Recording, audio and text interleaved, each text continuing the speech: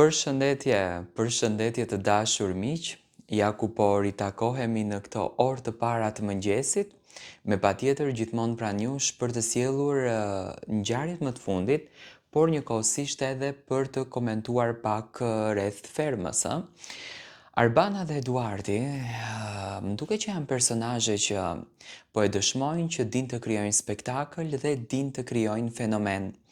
Sonte ishte një natë pak e nxehtë, një natë me ca pikpyetje, një natë që krijoi dhe miqësi, po krijoi dhe armiqësi.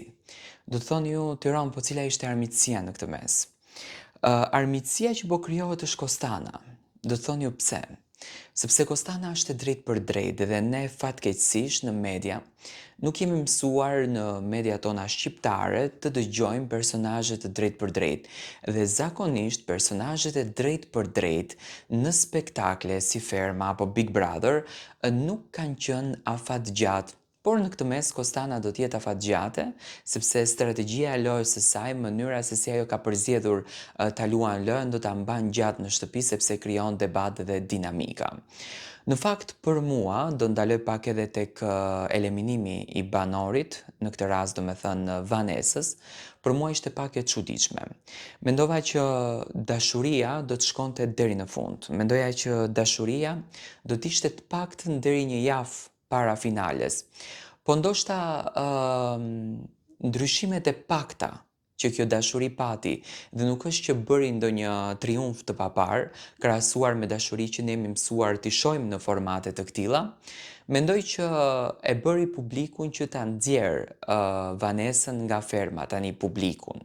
Nuk mund të themi që i nxjerr publiku, por Ferma ka qenë pak më konstante drejt kësaj gjëje, që do me thënë ka vlerësuar pak më shumë votën e publikut. Çuditërisht, Inrin pati një luhatje interesante gjatë spektaklit.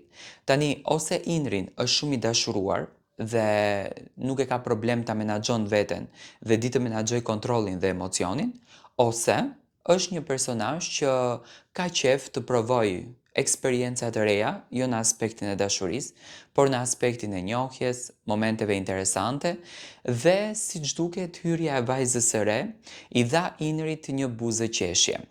Hyrjet e reja mu duken hyrje me spec, mu duken hyrje të koduara, sidomos ana e vajzës do me thënë ka hyrë me një letër dhe një laps të qartë se çfarë do të bënë në ferm. Qëllimi i saj ishte në fakt që në fillim që do të godet Vanesën dhe Inrin, por siç duket nuk e priti që Vanesa do të largoheshte sonte nga ferma dhe ndoshta nuk i shkuan gjërat siç duhet, por ajo e bëri të vetën, më thënë ajo e nisi rrugtimin e saj. Tani Bujakën e shoh shumë të afërt me këtë gocën, me këtë banoren e re. Dhe unë e shoh që Bujaka është duke përdorur një strategji që këtë gocën ta afron sa më shumë tek Inrin. Dhe do të shohim se si do të shkojnë gjërat. Do me thënë, do të afrohet Inri me këtë gocën, apo thjesht do të mbajë qëndrimin e marrëdhënies që ka krijuar me Vanesën dhe do t'i ri besnik asaj marrëdhënie.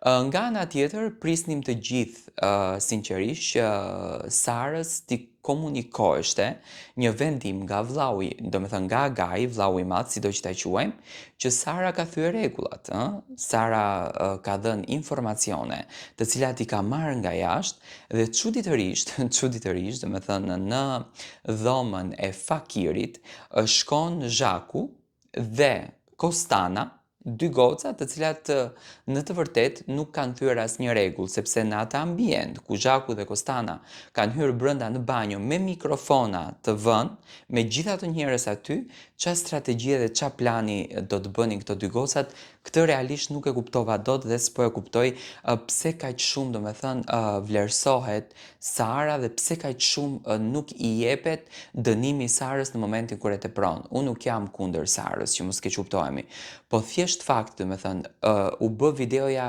jashtëzakonisht virale, ku Sara tregon se çfarë informacionesh ka marrë tek Agai, ku Sara del nga ferma dhe dyshohet që ka qenë në shtëpi dhe çuditërisht, do me thënë, produksioni nuk ka një video për të qenë transparent te publiku që Sara ka qenë në spital dhe kjo është e çuditshme, sinqerisht është e çuditshme, domethënë që ka ndenjur tërë natën në spital. Kjo është e paimagjinueshme. Unë mendoj që Sara është ndjerë e tensionuar dhe ka hyrë në dhomën e Agait dhe ka kërkuar që ndoshta të ikën të takon edhe fëmijët e saj dhe mendoj që kjo është strategjia që është përdorur që Sara, domethënë, të thotë që unë kam qenë në spital. Realisht këtë nuk e besoj, le të jem edhe gabim, por unë personalisht të gjë nuk e besoj. Tani nga ana tjetër, kishte sonte pak goditje kundër drejt Mimozës, por çuditërisht Mimoza ka një strategji shumë interesante.